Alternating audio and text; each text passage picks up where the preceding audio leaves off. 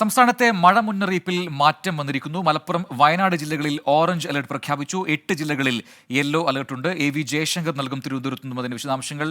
ജയശങ്കർ, പറയൂ, എന്താണ് പുതിയ പ്രവചനങ്ങൾ, വിവരങ്ങൾ?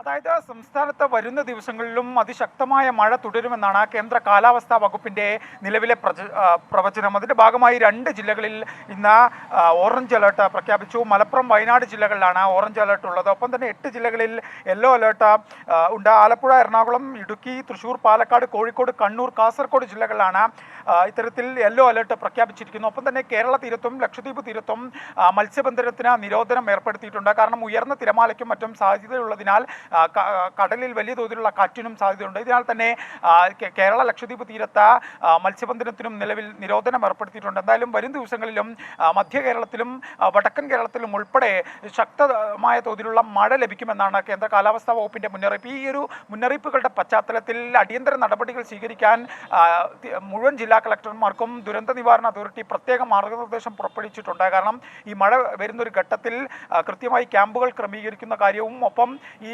മുന്നറിയിപ്പ് അനുസരിച്ചു കൊണ്ടുള്ള ആളുകളെ അപകട മേഖലയിൽ നിന്ന് മാറ്റി താമസിക്കുന്ന കാര്യത്തിൽ ഉൾപ്പെടെ കളക്ടർമാർ ജാഗ്രത പുലർത്തണം. ജില്ലാ ദുരന്ത നിവാരണ അതോറിറ്റിയുടെ ചെയർമാൻമാർ എന്ന നിലയിലാണ് ഇത്തരത്തിൽ പ്രത്യേക മാർഗനിർദ്ദേശം സംസ്ഥാന ദുരന്ത നിവാരണ അതോറിറ്റി ജില്ലാ കളക്ടർമാർക്ക് നൽകിയിരിക്കുന്നത്. എന്തായാലും സംസ്ഥാനത്ത് വരും ദിവസങ്ങളിലും അതിശക്തമായ മഴ തുടരുമെന്നാണ് കേന്ദ്ര കാലാവസ്ഥാ വകുപ്പിന്റെ മുന്നറിയിപ്പ്.